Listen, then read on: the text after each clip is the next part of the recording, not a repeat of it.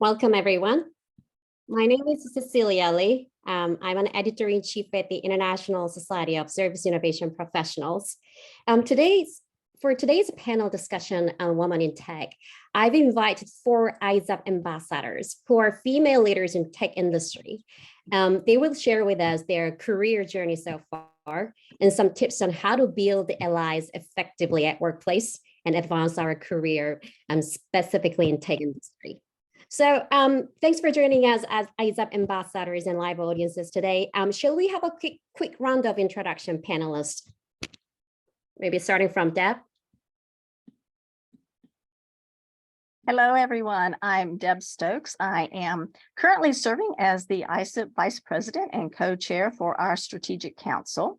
I also serve externally as Dell's representative for the University Industry Demonstration Partnership, UIDP.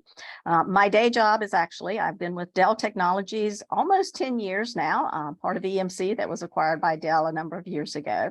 But I have been in the information, communications, and technology sector for let's just say decades, because I can remember when we had fax machines and floppy disk, and we did not have email, and we had pagers to the emergence of mobile phones, digital technologies, the internet, and all the other wonderful things that the internet has provided us with. So needless to say, I've been in this industry for a while in a number of other companies.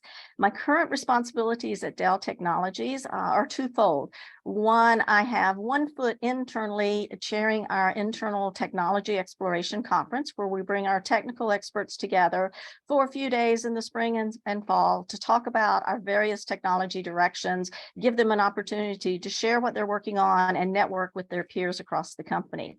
My other foot serves on the outside of the company as I manage our external research and academic program, which augments our internal Dell research office on the projects that they're looking at, the longer term technologies that are the 3 to 5 and dare I even say 7 years out technologies that we're looking for in the future. So I think I have one of the best jobs in the company. Amazing. Thank you. Shall we go, Nicole? Hi, thank you very much for coming today. I'm Nicole Reineke. I currently serve as the Chief Technology Officer for Shift 5 AI. Prior to that, I've spent about 25 years in the industry, and I was a Senior Distinguished Engineer at Dell Technologies, Senior Vice President of Innovation at Iron Mountain, and held several product leadership roles prior to that. I'm huge into innovation and patents. I've filed almost 100 patents and have published several books, one of which is on using innovation and the process that anybody can follow for innovating. Within ISSIP, I am a member of the Strategic Council alongside Deb Stokes. So thank you for having me today. Christine? Hi, everyone. My name is Christine Ouyang. I'm the ISSIP Ambassador Lead. At the same time, I work for IBM. I've been with IBM for more than 20 years. I joined IBM as a researcher, worked at the TJ Watson Research Center for 10 years before I joined IBM Corporate Strategy, and then later on the Analytics Group, Hybrid Cloud Group, and now I'm in IBM Infrastructure. So I am a distinguished engineer and also a master inventor with more than 150 patents. The work that I do mostly is to develop technology strategy, focusing on client success, and drive innovation across different brands. And then the third pillar that I actually responsible for is building a robust technical community for IBM infrastructure. Amazing. Finally, Annie? Annie, you're on mute. How do you follow that? Y'all are incredibly impressive. My name is Annie Hardy. I'm Cisco's Senior Visioneer. I'm a futurist, a researcher. Before I came to Cisco, I was an entrepreneur. And my first job out of college, actually, I thought it was going to be a social worker. So my emergence and evolution into tech was not linear. And so that's why the conversation about tech is so interesting to me. My current day-to-day varies widely. I create thought leadership internally and externally. I'm working with sellers and technologists and innovators, as well as working with senior leadership and people in communications and marketing, with the purpose of evangelizing what the future can be, what the future might be, so that we can set North Stars in different aspects of our business that we can then work towards. We can reverse engineer that future into things we can do today. And right now, as anybody can imagine, there is a lot of generative AI discussion. There has been a lot of spatial computing, spatial web, especially with the recent Apple announcement of their spatial computing concept, metaverse, Web3, blockchain. So I, Deb may have the best job at Dell, but I'm certain I have the best job at Cisco. I'm also on the ISSIP Strategy Council as well. So I have a good time there. Amazing. Thank you, Annie. So I have a couple of questions for our panel here, and then we're going to open the floor to our live audiences so that the audiences can have a chance to get to ask questions to the panel as well. So my first question for the panel is, what are the top 3 things that helped you to get to where you are now? Maybe Nicole, would you like to answer the question? Yeah, that's very easy. It's continuous learning, focusing on the problem and finding the problem, and never waiting for anyone to ask. So I'm always trying to figure out what's coming next, learn as much as I can about it, and see how I can integrate it into my current job and integrate it into solving the second part, which is always finding the most important problems and getting to the root cause of the challenges that I'm facing or that our industry is facing. And then I never bother waiting for somebody to assign anything to me. I absolutely just charge right at it when it aligns with the strategic priorities of my organization and with my values. That's amazing. Anybody else here? Maybe Annie, would you like to take that question? I'd be happy to. So mine is a little different. In my role, I'm trying to influence change politically to a degree. I'm trying to win hearts and minds and create movements. And so for me, what I found successful is to start with curiosity. Similarly, start with curiosity and really asking questions. But humility has been a really important tool in my toolkit, to believe that I'm not the one who knows the best all the time.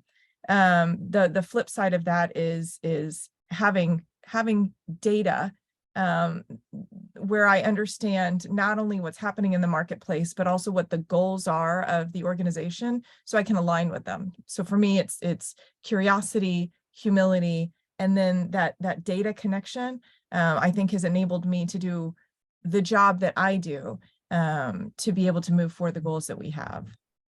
Amazing. The humility concept is very interesting. Like especially if you're very successful, you tend to be very confident, and then overconfident can make yourself look a bit arrogant in front of others. How do you actually strike the balance between being confident and then, arrogant? This is so good. And I didn't start my career out with humility. This is where it's interesting, because you're like, what has helped you succeed? And I'm like, oh, it didn't start that way. No, that wasn't the beginning of it, because I did think I knew everything when I started. But it's through the path of like failing forward and constantly, failing forward and having bureaucratic morass and not being able to navigate and asking the question, why didn't that work? So it goes back, why isn't it working? And trying to figure out what happens. You have to be self-aware. At the same time, confidence was an issue. I didn't really even feel like smart until I was in my early 30s. I felt like I was like passively smart, but I didn't feel like I was really that capable until I got some feedback from someone who was an ally. Actually, this is kind of goes into it was male allies actually in my life that convinced me that I was capable. And I started asking a different series of questions. So my path was paved in part by men who told me, no, you're really smart, you're really capable. And the other side of that was me being able to still be humble and ask the questions while gaining my confidence. Was a gradual, incremental process. It was not overnight. That's really interesting. That really connects to my next question. So how can we build allies effectively at workplace? Anybody? Maybe Deb, would you like to share some thoughts on this? Sure. To pick up on your previous question a little bit, there's 3 key things that I have found over my career, that key attributes, if you will, that you need to demonstrate. One is you've got skills, demonstrate them, show them, let people know that you have this skill that everybody should be taking advantage of because you're the best at what you do there. The other one is to have the right attitude. And instead of stepping back and saying, no, no, no, I'm not going to touch that project, step forward and say, yes, I want to be part of that project. I have a skill and I have the right attitude, the can-do attitude to make sure we accomplish that. And the third one is really demonstrate your value add. All the above and everything that Nicole and Annie mentioned are definitely ways to demonstrate you add value to what you're doing and you deliver like crazy. And how does that help you build your allies and your advocates, mentors in the company, and eventually becoming a mentee or a mentor for somebody else after you've been mentored a number of years, is to step forward and have your voice. I remember an example very early on in my career, and I'm sitting around the table of all these really, really smart people. And yes, they were all men at the time, but really, really smart people who were designing the digital infrastructure for a communications network, right? And I'm just sitting there, just kind of, and we all suffer the imposter thing about, do I really belong here? Am I supposed to be here? And I'm just being very quiet, but I'm absorbing all of this wonderful technology information. And at the break, the VP of my organization comes over to me and says, why aren't you talking? And I said, well, there's all these guys in the room and they all know what they're doing. And he stops me and he says, I don't care. I know what I pay you. And I don't pay you to sit on the sidelines and just listen. I pay you to talk, to share your knowledge. You wouldn't be in the room if I didn't think you could make a contribution. So my first answer was, yes, sir. And then in the back of my mind, I had no idea, but he was an ally. I didn't know he was an ally, but he was somebody who was forcing me to get out of my comfort zone. So when the opportunity arises, don't wait for somebody to tell you, go ahead and have a voice. And along those same lines, like we were talking about, be visible, be the one who steps up, be the one who says, yes, I can handle this project. Don't think you don't have. You might not have everything you need to get it done, but that's where you pull a team together and show I can get this job done. I can get the people to work with me. And that goes a long ways to impressing people, and they become your allies and your advocates. And follow up with those people who say, great job after a meeting, really enjoyed your presentation, whatever it is.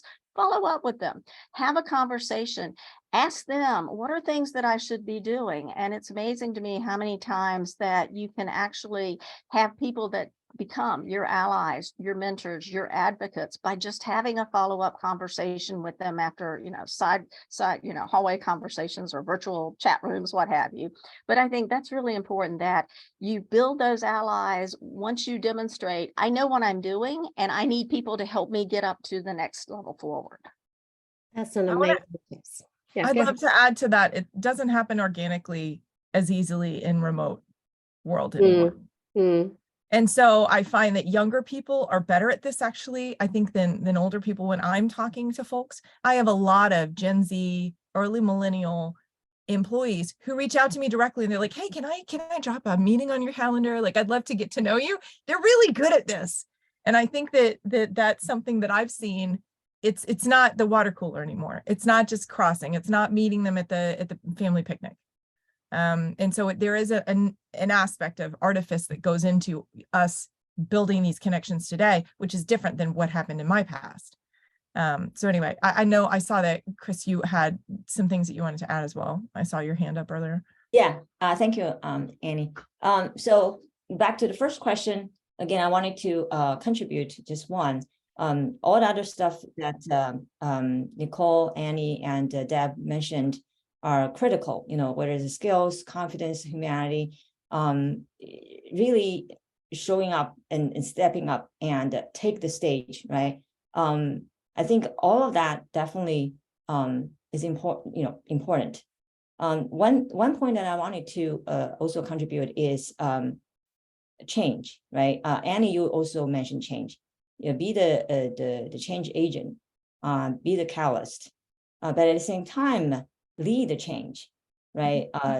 Set a role model for others. For me, Jim actually knows me very well. I actually moved around in IBM quite a bit, and I changed my technical field, constantly, actually. So once I mastered an area, I move, right? So I actually initially worked in semiconductor, right? Microelectronics, nanotechnology, and then it's data and analytics, right? Math is math. Whether we apply math to optimize the technology or apply the math to optimize the business, right? The fundamental math is the same. So so that allowed me to kind of moved my technical area from solid state physics, microelectronics, to data and analytics for business, right? And then hypercloud, came along. So then how do we actually manage the data, do the analytics, do the AI in a hybrid cloud environment, right? So that's then the third project I worked on, right? And then I then moved on to IBM infrastructure, worked on quantum computer, right? And then now I'm working on edge computing, generative AI, right?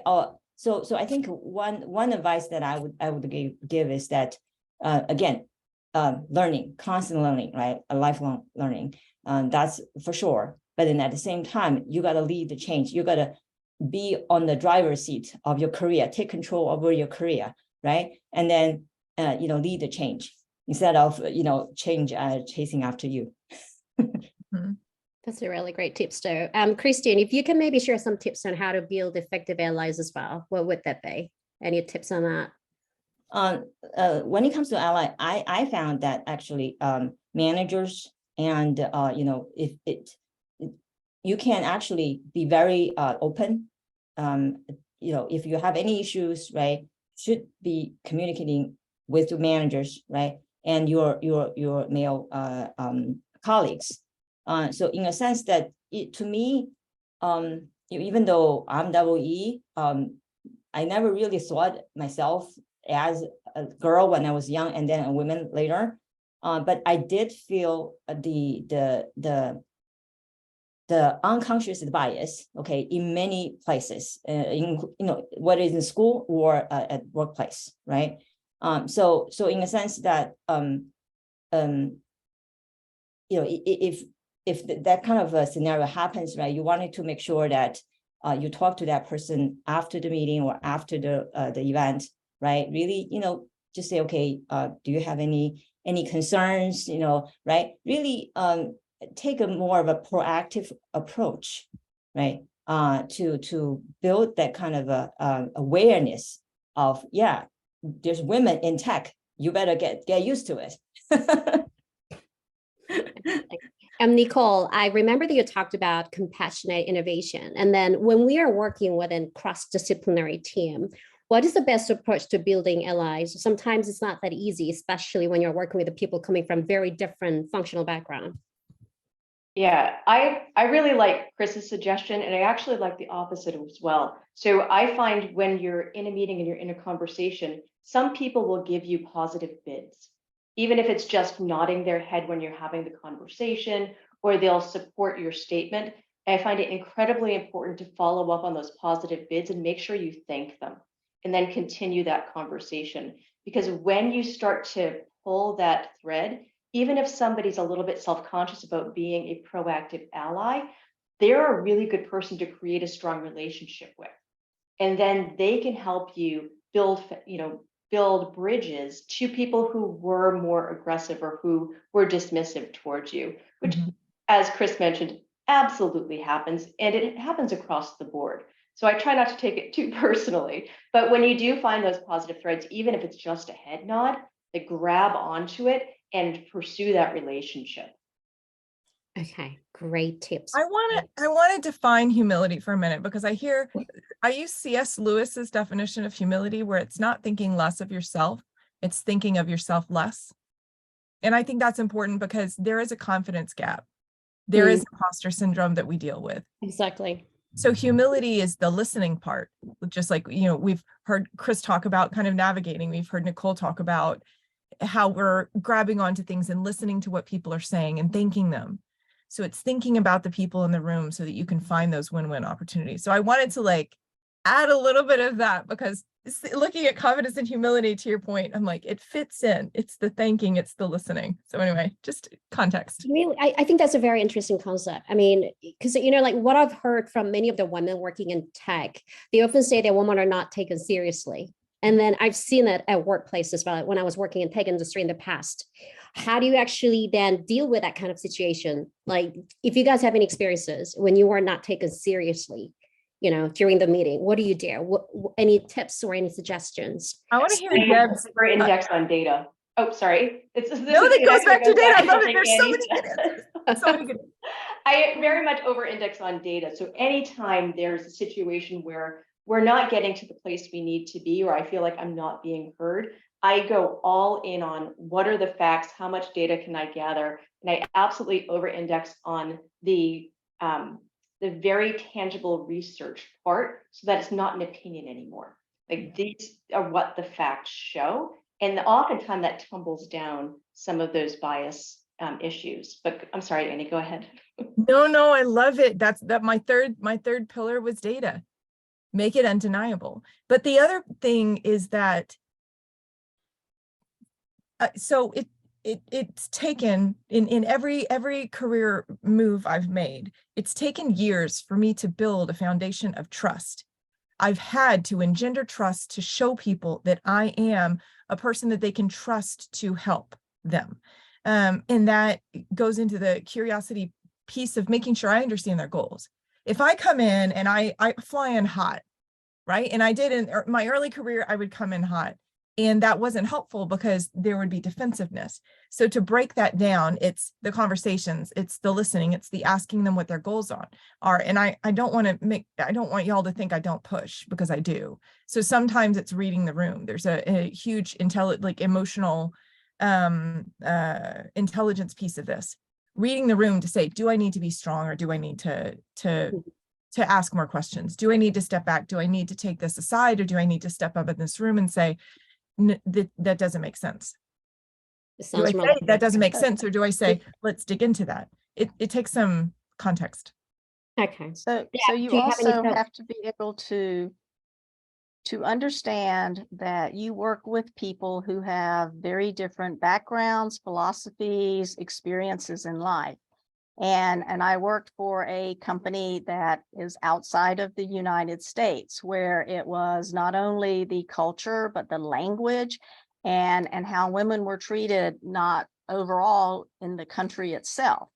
And yeah, I experienced that as being part of that company, where I would be in the meeting and trying to make my contribution and be visible, because that's what I was supposed to be there doing. And I would get these looks of, yeah, she doesn't know what she's just upset. So you just have to keep working at it. You know, you have to set up the one-on-one times, which is crazy when they're in a totally different world time zone and you're in a different total, you know, it's breakfast for them and dinner, bedtime for you kind of thing. But you make it work. You make the effort. You put yourself forward and say, yes, you do need to listen to me. I actually have something that I can contribute, but you need to listen to what I'm saying and give me a chance. And if I'm wrong, well, tell me what I need to fix so I can fix it. But, you know, we're doing this as a team together. And I'd like to think that, you know, it took a while, but I eventually gained the respect of my colleagues, and they would look to me in a meeting and ask me for suggestions and follow my lead on, no, this is the way that we do that. But I will say, be careful in some companies, because a lot of places you can ask for forgiveness rather than permission. So know when those situations are, but definitely know when's the time to ask permission rather than forgiveness. But again, having those multicultural experiences make me appreciate that, yeah, what works in one situation may not be working in another situation. So yeah, I got this down. I know what I'm doing. I know how to do it. You go into another company, another group, another team, and it's like, I got to learn this all over again. But at least you've got some background experiences that are going to help you in your experiences going forward. I had a mentor tell me one time, think of your experiences at work like a checking account and a savings account. There are things that you are going to do that you're going to put them in that checking account and you're going to spend them because you need to spend them. You need to be getting those experiences out there. Other experiences, you're going to put those away in your savings account. And you're going to make sure that you're building up your savings with the experiences, the knowledge, what you need to be able to be successful. And then you'll find the times when, don't have anything. My checkbook is pretty low here for what I need to do here, but go pull it out of your savings account and say, yes, I remember I did this, this, and this. Let me see how that works in this situation. That's absolutely fantastic example, Deb. Thank you. Moving on to my final question for the panel before we open to the floor. Everyone can play a part in closing the gender gap in tech sector, but if you could share some thoughts with the broader community in tech sector on what we should do to close the gender gap in tech sector, what would that be? Christine, you're nodding.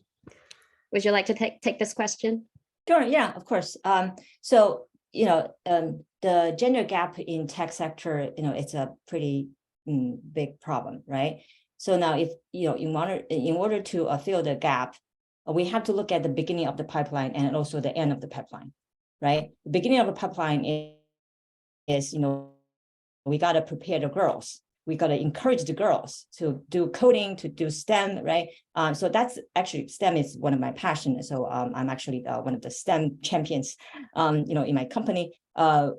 Every summer we have Girls Go Tech summer camp, right? And then we have Family Saturday Science. We have, at Westchester, where I live, Westchester County in New York, there are 66,000 girls aged from 9 to 18, right? So all these girls, they need role models. They need help and support, right? They need, encouragement for them to pursue a career in tech, right? So really, I think through my experience, at least, with these girls, working with these girls, I think they eyes lit up, right? When you tell them, oh, you can't do this, right? Instead of somebody else, oh yeah, girls are suck at the math and blah, blah, blah, right? So somehow we need to, connect with those girls and set up that role model for them, right? And encourage them. So that's the beginning of the pipeline. Then of course, during the whole process, right? The career progression, and, the pay equity, it's a lot. There are a lot of issues that we can work on with the multiple stakeholders, right? Using different approaches, right? To improve this kind of situation in many ways. And then when I look at the sort of the end of the pipeline, it's when the female, right, the women in tech reaches to the executive kind of a status, right? Then it is even more important for us to give back to the community, to give back to the especially the women in tech, right? To really mentor them, to nurture them, right? To become the future leaders, right? So that's my Absolutely, yeah. Paying it forward, right? Yeah. What about any thoughts on this? I think about the external factors, and I think, I think about economically how we need to prioritize not only skilling the next generation, but we need to be upskilling mid-career women right now. So we need economic involvement in the intentional pursuit of educating, informing, and training mid-career and senior career women who are not in tech to pivot into tech careers. We need to change interview bias to redefine what entry-level tech looks like. We need to, so there are external factors for sure, but there are internal factors both inside the candidates and also inside the company. We need to continue working on redefining tech. So one of the things, Chris, you talked about, their eyes light up. Their eyes don't necessarily light up when I talk to them about coding or data science. Their eyes light up when we talk to them about problems they can solve.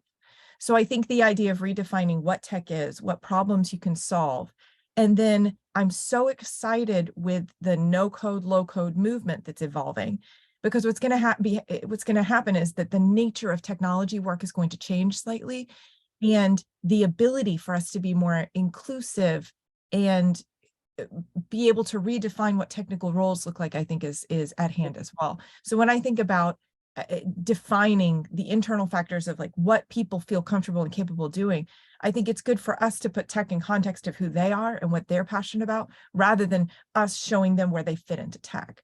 And so there's a lot of internal confidence work and connection and identification and identity, I think that we can do on top of everything that Chris just said. Deb, would you like to add something? I think it's really important to understand, not only should we all be having formal mentorship arrangements with people in the company that you really want to help them move forward as a technologist or whatever their pathway is that they're leaning towards, but also take into consideration there are others out there who need to know, going back to my point, sometimes you don't know who's an advocate, who's an ally, who can help you out. So if somebody reaches out, respond to them, say, yes, I would be delighted to spend some time with you. And it might just be that 25-minute conversation. But if you can share with them some of the things that helped you get where you are, help give them some of the, the secrets to the vault of how you be successful in this company kind of thing, that goes a tremendous way. And again, they may not ever show back up at your door, but you can see them progressing and moving forward in the company. And it amazes me sometimes that people will come back to me, and we haven't connected for a while, but yeah, I've seen they're doing great, doing what they're supposed to do.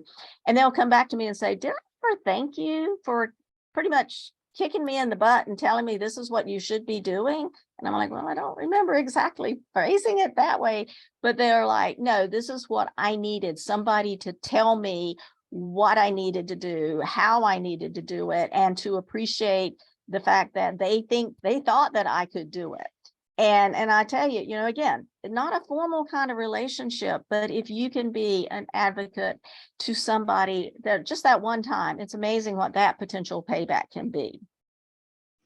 Yeah, I just wanted to add to what Deb said, and also Annie said, right? Annie, you mentioned, Deb, you mentioned the Pathway program, which kind of reminded me of the program that I actually created when I was working for Jim in corporate strategy.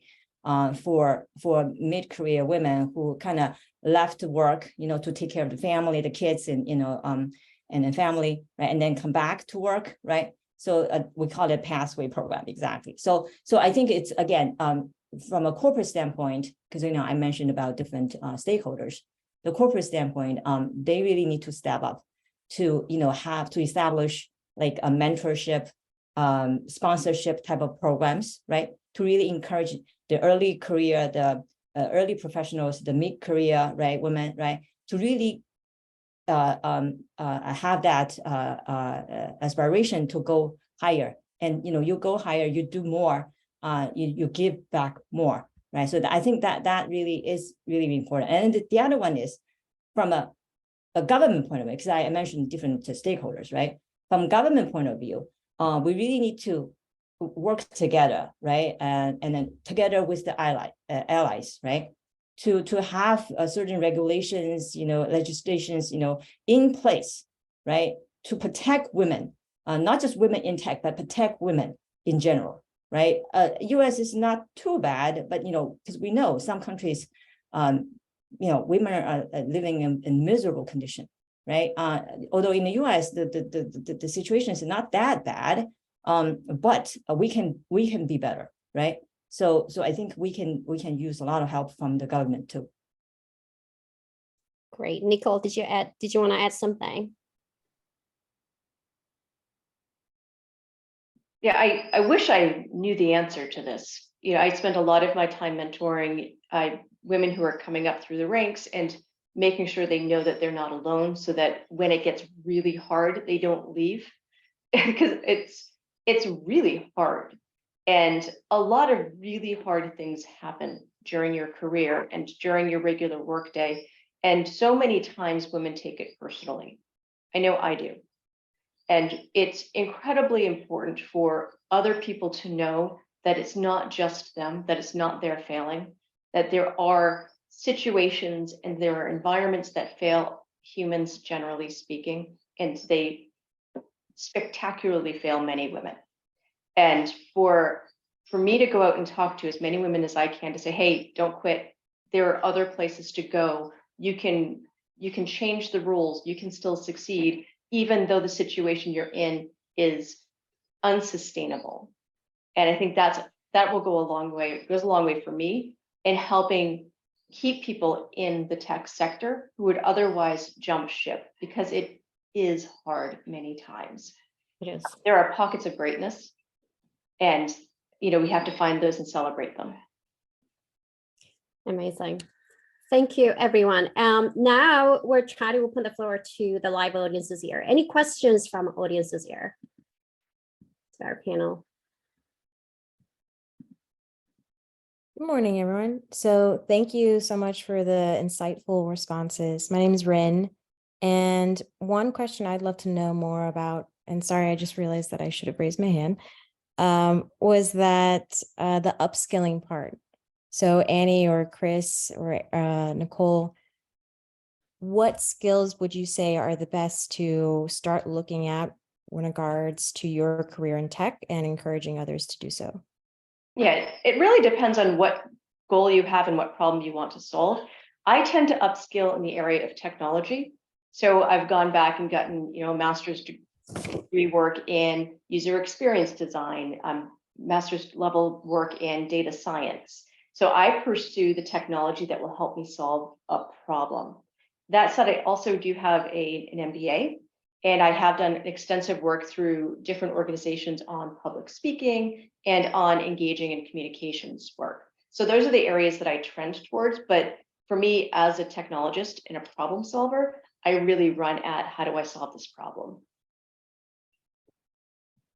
Thank you. Chris or Deb, what do y'all think? Yeah, for me, I'm very similar to Nicole. What's missing in my toolbox, I'll go, get a new badge, merit badge, right? And the thing is, technology changes very rapidly. So it's difficult, actually, it's actually very challenging to keep up with it. So, and then each area, there's a vast amount of information, knowledge that you can should gain. So I guess it's that as long as you have a good foundation, math, physics, and maybe comp science, right, computer science, then you can pivot to any area that you like, security, AI, cloud, right? Even on the user experience, right? The design part of it, right? As a technologist, you cannot ignore that, because you cannot design or develop a technology, but then it's so hard for the clients or customers to use, right? So you got to really look at the overall what is in your toolbox, and what do you miss, right? And then also I would add your passion. What are you passionate about, right? So yeah, and that's where you should spend time on. We have a hands up from Vaishali here. Yeah, thank you so much. It's really amazing to be part of this conversation. Being in the meeting, I was like, should I attend, should I not? But I think I made a good choice of coming here. I know Jim from IBM. I worked for IBM for nearly a decade, and I know how things are, of course, in India. So it's very pleasing to see some people from IBM here in other parts. My question is that when it comes to writing technical stuff and technical papers and all of that, I used to reach out to Jim because I discuss about innovation, service innovation. Is there anyone who would be open, or are people on this panel open to having a review and give their feedback? Would that be fine from a third party? Anyone? Nicole would like to answer that question. Thanks, Nicole. Yeah. Yeah, my undergraduate degree actually is in writing, which is sort of when you talk about a strange twist to end up in technology, I have a creative writing degree. I wanted to write science fiction, and I ended up doing that by accident. So, but in the technology field, and I make stuff up every day. So when you think about writing technology and writing technical papers, a lot of it is about understanding it yourself and explaining it back to yourself. And I rely incredibly heavily on Grammarly. I rely very heavily on my peers, to do initial reviews. It's hard doing first drafts. So you just have to acknowledge it's really hard to do a first draft, put it out there, and then have people call your baby ugly and fix it, right? That's really all it is. It's being open to really hard feedback and finding people who care enough about you to tell you when it stinks, and moving forward with that. So if you need a reader, please let me know. I'll be glad to tell you what stinks. Thank you so much. And Nicole, I have such respect for you. You're a writer, because when I was young, I also wanted to become a writer, right? And then the writing is such a critical skill, right? If you think about technology, why do I need to know how to write? Yeah. So that's a very important communication skill that everybody should have, right? Whether it's writing a technical or scientific journal paper or a blog, right? Which is more for the mass, right? The audience, right? Instead of the technical or scientific community. So the part that I found it difficult is I can write a very good scientific technical paper, but when it comes to writing a blog or try to explain something very complicated to people who don't necessarily have the background, that's hard. You are able to, you almost have to explain this problem, as Nicole said, you learn yourself, and then you are able to explain it. You have to explain it to your grandmother, so that she understands, and then you reach that goal. So I'm the editor of one of our blogs internally, the Analytics and Intelligent Automation blog. And that's what I try to do, because what we need is when we talk about the future of tech, we also need translators and storytellers, which is why I kind of redefine what the roles are in tech, because part of my job is, like, whether I'm talking about IPv6 or I'm talking about digital transformation, or I'm talking about generative AI, getting the thought leaders and the experts who are, global leaders in these technical thoughts, and try to translate that into something that doesn't only explain what's happening, but helps them build their personal brand, is a personal passion of mine. But that's tech, but it's also humanities. Yeah. And so there's a place for humanities and technology as well. We just have to understand and redefine what that looks like, and understand that people coming into the workforce now, we look at, the younger generations coming into the workforce right now, or my children who are Generation Alpha and whatnot, the jobs that they're going to have in 20 years don't even exist yet. Like, half of them are going to be completely brand new. So to continue to be agile, to continue to leverage, MOOCs, the massive online open courses, certifications, training that IBM rolls out, training that Cisco rolls out, these things where we're trying to stay on top of these emerging trends are great, and it's great foundational, but there's a role for humanities and tech, and that's part of it, helping that translation. Yeah. And I did have to laugh, Chris, that you're making it so your grandma could understand it. Last night just had a discussion with my 14-year-old grandson around ChatGPT and generative AI and the pluses and minuses. And you have to actually understand what you're asking it to tell you. So that made me smile. But along those lines, you have to remember who is your audience for who you're writing the papers for, because the technical papers that you want to present at technical conferences are vastly different than what you want to prepare to show the president of your organization. And so I think that's part of understanding, as Annie's talking about, where you build in some of the human factors pieces of who's going to be reading this. And so that's quite a challenge, because who reads and reviews your paper, you want to make sure those are the experts and people in that domain technology, But then if it's something that's going up to the CEO, then you want to say, maybe I need somebody from marketing to take a look at this with me and help me work on this. So as you're writing, consider who your audience is, and then make sure that you get somebody who can review it at that level that you need. Great, awesome. So conscious of our time, we can take one or two more questions from the audiences here. Any further questions from audiences?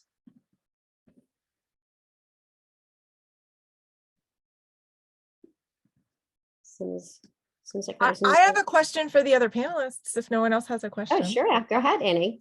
I want to go back to allyship. And I want to go to the role of the allies that have moved you forward.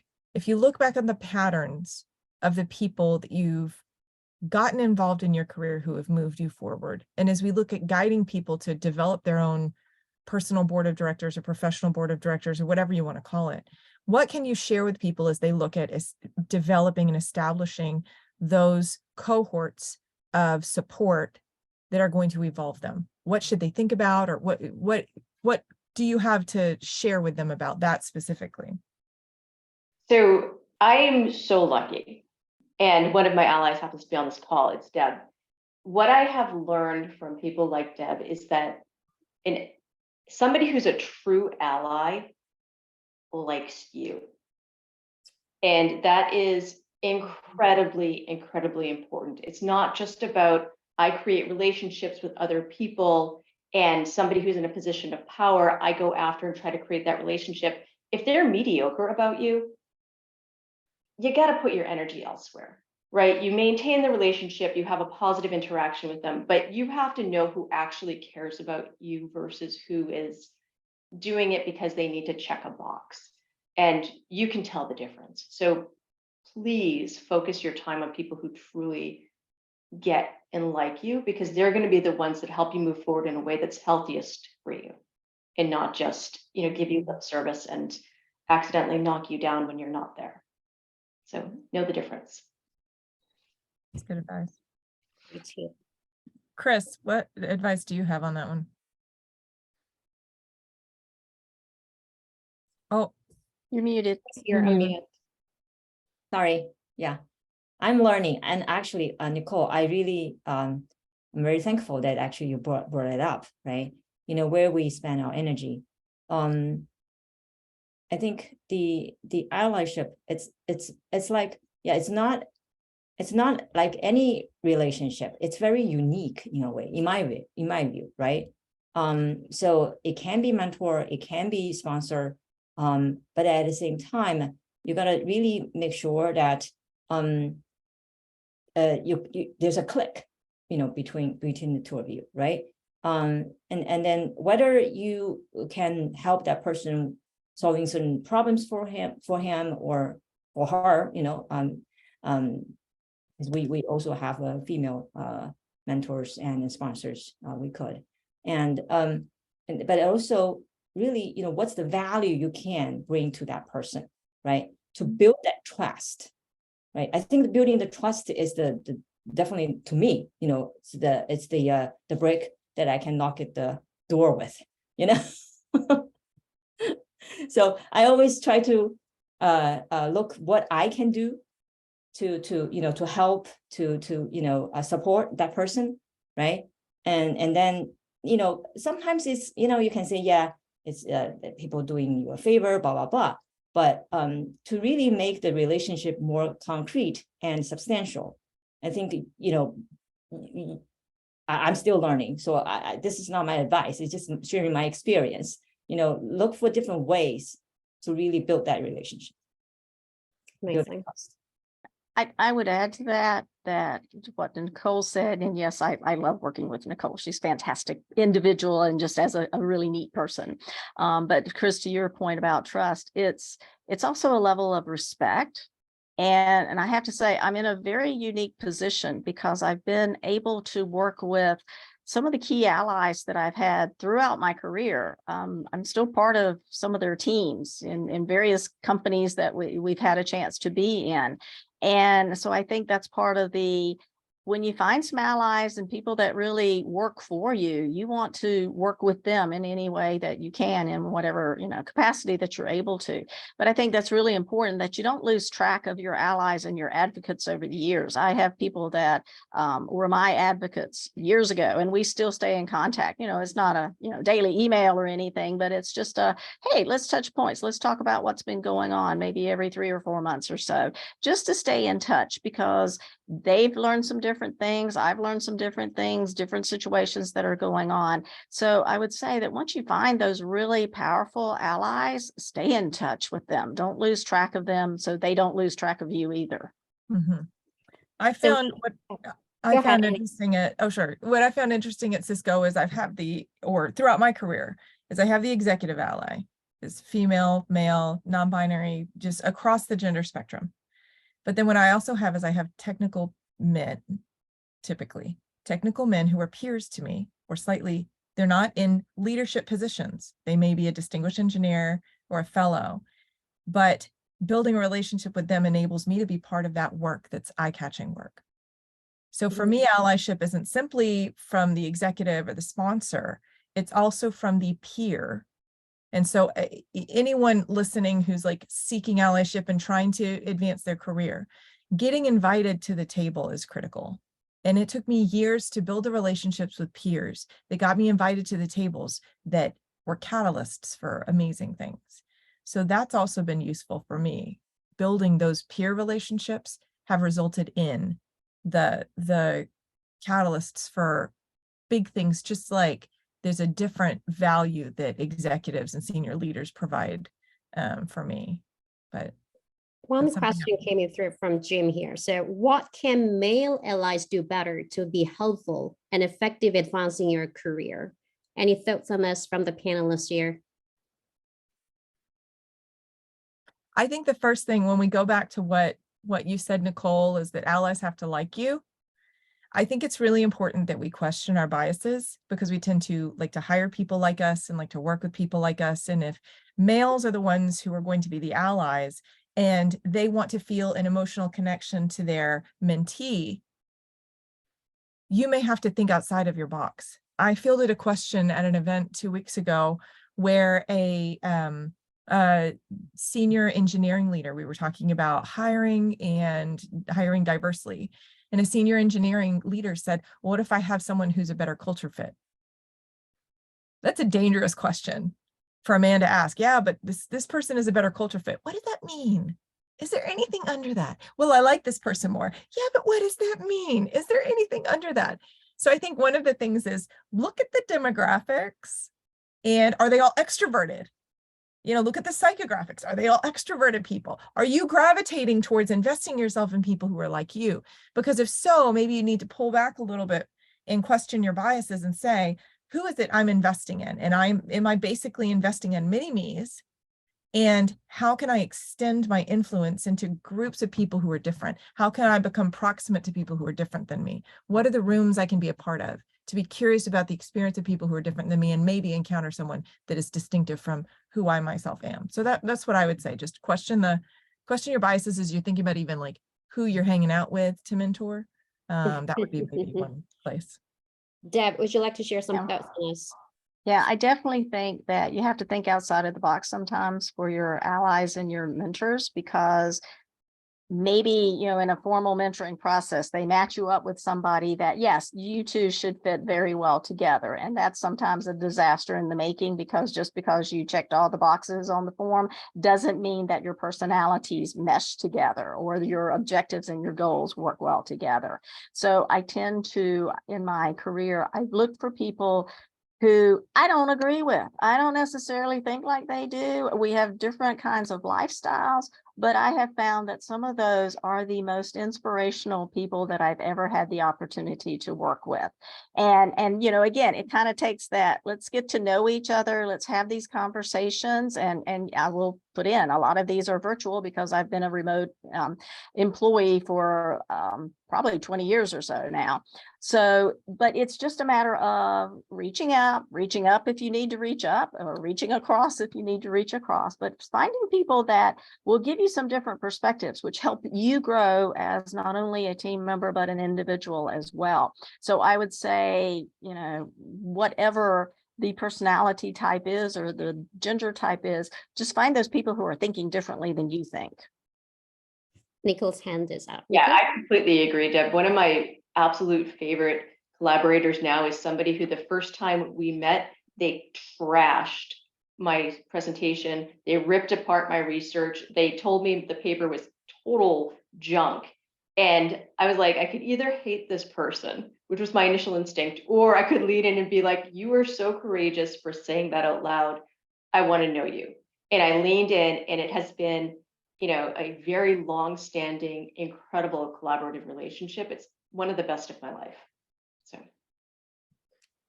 Chris, your hand is out. Yeah, so just wanted to add to what Deb and Nicole said.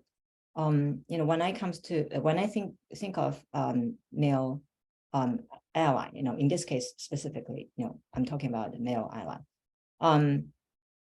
My wish would be, you know, treat me as your equal, right? Again, I know it's very difficult to get rid of the unconscious bias, okay? But think of, you know, like as if I'm talking to male. Think of, you know, your wife, your daughter, right? Put yourself into their shoes, in my shoe, right? And really, you know, play that supportive role. You know, I know Nicole and Deb, you said, yeah, find a different voice, but you know, somebody have a different opinion, from yours, right? But at the same time, I also think we need that nurturing and supporting environment to be successful. That you feel safe, then you can take that risk to say, oh yeah, I'm going to talk to that person because, you know, he didn't like my presentation. I'm going to find out why, how he might be able to help me. But that comes, I think, to me as, you know, like a later, that you feel comfortable. You have the confidence to act that way, you know. So again, you know, I'm you know, putting in a plea here, you know, to treat us as equal, trust us, and respect us. So we have 2 minutes left. If there's no further question from live audiences, I would like to ask a final thoughts from each of the panelists we have here. Maybe shall we start from Deb? So I would say overall, if you treat others the way that you want to be treated, then you'll have a better opportunity to work with different individuals because they know you're open to working with them. And be, you know, whenever you're asked, try to step up and be a mentor and an ally as much as you can. Nicole? yeah, be in charge of yourself. You're not going to get where you want to go by waiting for other people to pick you or other people to tell you where to go next. Take the time to know yourself, know your values, and follow them relentlessly. Chris? Yeah, thank you for the opportunity. I actually learned so much from the other panelists. But one takeaway point, if I may to add, is lead the change. If nothing changes, nothing changes. Andy? And I would say on all of that, as you're looking at leading the change, as you're looking at relentlessly pursuing, the closer you can get to the goals on the other side, to making sure there's a win-win, to making sure you understand what you're about to step into, to figuring out how you can align with what's there. I think that is the easiest launching point to success, is finding the ability to find middle ground. So that would be mine, being curious enough to ask questions and build relationships, because that's going to be a foundation to what you need ongoing. Great, amazing. Thank you so much. A big thank you to all the panelists here for sharing your thoughts with us. And then also thank you so much to our live audiences. Follow us, ISSIP YouTube channel, and then also on Twitter as well. Thank you guys. Take care.